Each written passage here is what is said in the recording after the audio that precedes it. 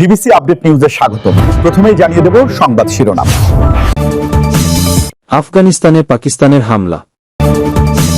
পুরো মধ্যপ্রাচ্য দখলের অধিকার ইসরায়েলের আছে বলেছেন মার্কিন রাষ্ট্রদূত। বিশ্বশক্তির চাপের কাছে মাথা নত করবে না ইরান জানালেন। গাজা আন্তর্জাতিক বাহিনীতে সেনা পাঠাচ্ছে 5 দেশ।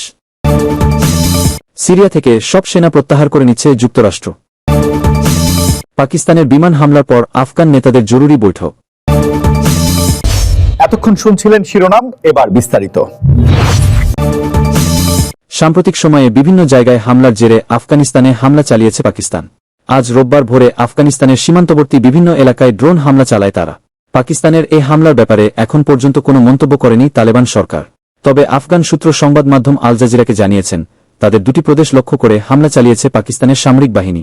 সূত্রটি বলেছেন, তাদের পাকতিকা প্রদেশের একটি মাদ্রাসায় ড্রোন হামলা চালানো হয়েছে। অপর হামলা হয়েছে নানগারহার প্রদেশে। পাকিস্তানের তথ্য ও সম্প্রচার মন্ত্রণালয় এক্সে এক বিবৃতিতে বলেছে, তাদের সেনাবাহিনী গোয়েন্দা তথ্যের ভিত্তিতে সন্ত্রাসী গোষ্ঠী তেহরিকি তালেবান পাকিস্তান টিটিপি ও এর সহযোগী সংগঠনের 7টি গোপন আস্তানা ও ক্যাম্পে হামলা চালিয়েছে। এছাড়া ইসলামিক স্টেট সংশ্লিষ্ট একটি সংগঠনের ক্যাম্পেও হামলা চালানো হয়েছে বলে বিবৃতিতে উল্লেখ করা হয়েছে। পাক মন্ত্রণালয় দাবি করেছে, তাদের কাছে সুস্পষ্ট তথ্য আছে রাজধানী ইসলামাবাদের মসজিদে হামলাসহ সাম্প্রতিক কয়েকটি হামলা আফগানিস্তান ভিত্তিক সশস্ত্র নেতা ও তাদের সহযোগীদের নির্দেশনায় হয়েছে। এদিকে গতকাল রাতে খাইবার পাখতুনখাওয়ার বান্নু বিভাগে আত্মঘাতী হামলায় এক লেফটেন্যান্ট কর্নেল সহ 2 সেনা নিহত হন। এর কিছুক্ষণ পরই আফগানিস্তানের বিভিন্ন জায়গায় হামলা চালায় পাকিস্তানি সেনাবাহিনী। এর আগে গতকাল সোমবার বাজাউরে অস্ত্রধারীর সহায়তায় এক আত্মঘাতী হামলাকারী নিরাপত্তা চৌকির কাছে গিয়ে বোমার বিস্ফোরণ ঘটায়। এতে 11 সেনা ও এক শিশু নিহত হয়।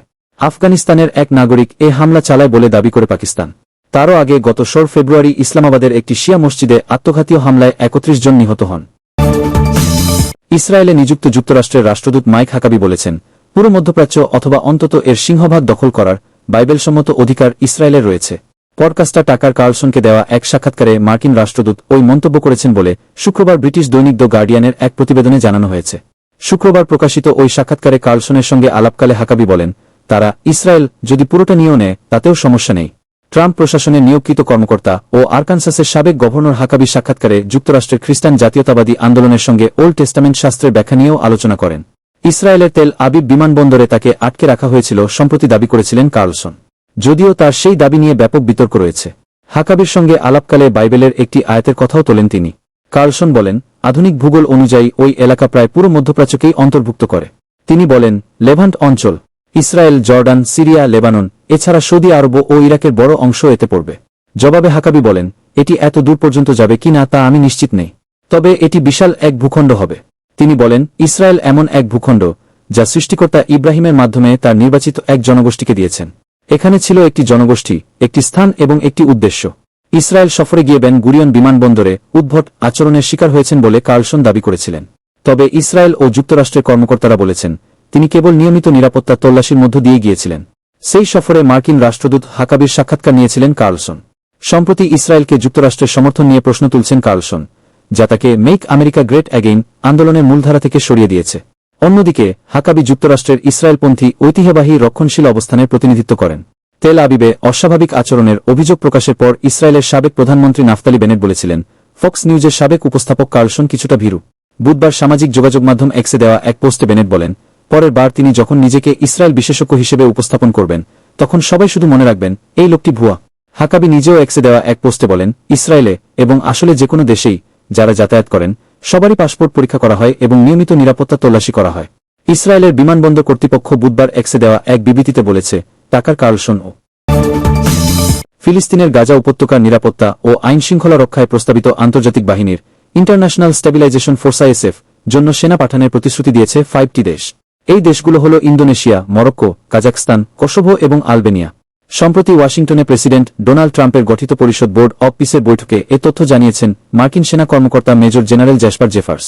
যে কয়েকজন মার্কিন সেনা কর্মকর্তা আইএসএফের সার্বিক নির্বাহী দায়িত্বে আছেন, তাদের মধ্যে মেজর জেনারেল জেফার্স অন্যতম।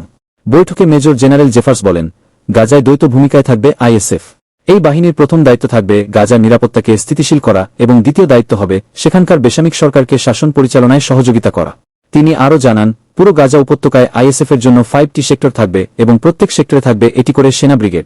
মার্কিন সামরিক বাহিনীর একটি বিশেষজ্ঞ টিম গত কয়েক মাস ধরে গাজায় অবস্থান করছে। তাদের পরামর্শ ও তত্ত্বাবধানে আইএসএফের জন্য প্রয়োজনীয় স্থাপনাগুলো তৈরি করা হচ্ছে বলেও জানিয়েছেন তিনি। গাজার শান্তি ও উন্নয়নের জন্য সবার আগে প্রয়োজন স্থিতিশীল নিরাপত্তা। আমাদের প্রথম কাজ হবে সেটি নিশ্চিত করা, বলেছেন মেজর জেনারেল জেফার্স। প্রসঙ্গত, গত 29 সেপ্টেম্বর গাজায় যুদ্ধবিরতি সংক্রান্ত একটি নতুন প্রস্তাব পেশ করেন যুক্তরাষ্ট্রের প্রেসিডেন্ট ডোনাল্ড ট্রাম্প। 20টি পয়েন্ট সম্বলিত সেই প্রস্তাবে ইসরায়েল এবং গাজা উপত্যকা নিয়ন্ত্রণকারী সশস্ত্র রাজনৈতিক গোষ্ঠী হামাস সম্মতি জানানোর পর গত 10 অক্টোবর থেকে যুদ্ধবিরতি শুরু হয় গাজায়। ট্রাম্পের প্রস্তাবের 20টি পয়েন্টের একটিতে উল্লেখ ছিল যে যুদ্ধপরবর্তী গাজায় একটি অস্থায়ী বেসামরিক টেকনোক্র্যাট সরকার এবং উপত্যকার শান্তিশৃঙ্খলা রক্ষায় একটি আন্তর্জাতিক বাহিনী গঠন করা হবে। এই বাহিনীর সদস্যরা টেকনোক্র্যাট সরকারের কাছে জবাবদিহিতা করতে বাধ্য থাকবেন। সিরিয়া থেকে নিজেদের সব সেনা প্রত্যাহার করে নিচ্ছে যুক্তরাষ্ট্র। গত সপ্তাহে কৌশলগতভাবে গুরুত্বপূর্ণ একটি মার্কিন ঘাঁটি থেকে সব মার্কিন সেনা বিদায় নিয়েছেন। ঘাঁটিটি সিরিয়ার সরকারের কাছে হস্তান্তর করেছেন। মার্কিন সংবাদ মাধ্যম ওয়াল স্ট্রিট জার্নালের বরাত দিয়ে এক প্রতিবেদনে এ তথ্য জানিয়েছে বার্তা সংস্থা রয়টার্স। সিরিয়ার কয়েকটি সামরিক ঘাঁটি রয়েছে যুক্তরাষ্ট্রের। এই ঘাঁটিগুলো তৈরি করা হয়েছিল এক যুগ আগে আইএসের উত্থানের সময়। সাবেক প্রেসিডেন্ট বাশার আল আসাদের সময় সিরিয়ায় শুরু হওয়া গৃহযুদ্ধের মধ্যেই 2014 সালে উত্থান ঘটে আন্তর্জাতিক জঙ্গি গোষ্ঠী ইসলামিক স্টেট আইএস এর। উত্থানের অল্প সময়ের মধ্যেই সিরিয়া ও ইরাকের বিস্তৃত ভূখণ্ড দখল করে নিজেদের আলাদা রাষ্ট্র প্রতিষ্ঠা করে আইএসকে দমনের জন্য সে সময় সিরিয়ায় সেনা মোতায়েন করে যুক্তরাষ্ট্র। 2014 সালে আইএসের উত্থানের পর সিরিয়ায় 2000 সেনা পাঠিয়েছিল যুক্তরাষ্ট্র। বর্তমানে বিভিন্ন ঘাঁটিতে প্রায় 1000 মার্কিন সেনা রয়েছেন। তাদের সবাইকে শিগগিরই ধাপে ধাপে প্রত্যাহার করে আনা হবে। যুক্তরাষ্ট্রের প্রতিরক্ষা মন্ত্রণালয়ের এক উচ্চপদস্থ কর্মকর্তা এ প্রসঙ্গে ওয়াল স্ট্রিট জার্নালকে বলেছেন, আইএস বৈশ্বিক শান্তি ও স্থিতিশীলতার জন্য হুমকি। এই গোষ্ঠীকে নির্মূল করতে যুক্তরাষ্ট্র প্রতিজ্ঞাবদ্ধ এবং মধ্যপ্রাচ্যে আইএসের যে কোনো হুমকির জবাব দিতে মার্কিন বাহিনী প্রস্তুত। সিরিয়ায় যখন আইএসের উদ্ধার হয়েছিল সে সময় এই গোষ্ঠীকে দমনে সিরীয় সরকারকে সহযোগিতা করতে দেশটিতে সেনা পাঠিয়েছিলাম। এখন সময় পাল্টেছে। সিরিয়ায় একটি স্থিতিশীল সরকার এসেছে। আইএসের হুমকিও আর তেমন শক্তিশালী নয়। তাই আমরা সেখান থেকে সেনাদের ফিরিয়ে আনার সিদ্ধান্ত নিয়েছি। ইতোমধ্যে আমরা সেনাদের একটি গ্রুপ ফিরিয়ে এনেছি। সংশ্লিষ্ট সেনা ঘাঁটিও সিরিয়ার সরকারকে হস্তান্তর করেছি। আফগানিস্তানের বিভিন্ন জায়গায় আজ রোববার ভোরে বিমান ও ড্রোন হামলা চালিয়েছে পাকিস্তান। সীমান্তবর্তী অঞ্চলে এসব হামলার পর দেশটির তালেবান সরকারের উচ্চপদস্থ কর্মকর্তারা জরুরি বৈঠক করেছেন। সেখানে পাকিস্তানকে পাল্টা জবাব দেওয়ার ব্যাপারে আলোচনা হয়। আফগান সরকার এক বিবৃতিতে বলেছে, পাকিস্তান হামলা চালিয়ে আফগানিস্তানের ভৌগোলিক অখণ্ডতা লঙ্ঘন করেছে এবং কাবুলের এটির জবাব দেওয়ার অধিকার আছে। কোনো সময় প্রতিশোধমূলক হামলা চালানো হবে সেটি তালেবান নেতৃবৃন্দ নির্ধারণ করবে বলেও উল্লেখ করা হয়েছে বিবৃতিতে। সংবাদ মাধ্যম দ্য উইক জানিয়েছে, পাকিস্তান নতুন করে হামলা চালিয়ে যুদ্ধবিরতির চুক্তি লঙ্ঘন করেছে বলে মনে করছে আফগান সরকার। এ ব্যাপারে সৌদি আরব, কাতার ও তুরস্কের মতো মধ্যস্থতাকারী দেশগুলোকে অবহিত করেছে আফগানিস্তান। জানা গেছে, সীমান্তবর্তী বিভিন্ন এলাকায় F-16 এবং JF-17 থান্ডার যুদ্ধবিমান থেকে হামলা চালানো হয়। পাকিস্তান দাবি করেছে, গোয়েন্দা তথ্যের ভিত্তিতে সন্ত্রাসীদের গোপন আস্তানা লক্ষ্য করে সূক্ষ্ম হামলা চালানো হয়েছে। তবে আফগান তালেবানের মুখপাত্র জাবিহুল্লাহ মুজাহিদ এক্সে এক পোস্টে জানিয়েছেন, পাকিস্তানের বিমান বাহিনী বেসামরিক মানুষের ওপর হামলা চালিয়েছে। এতে অন্তত ডজনখানেক মানুষের মৃত্যু হয়েছে। গত বছর আফগানিস্তান ও পাকিস্তানের মধ্যে সীমান্তে ব্যাপক সংঘর্ষ হয়েছিল।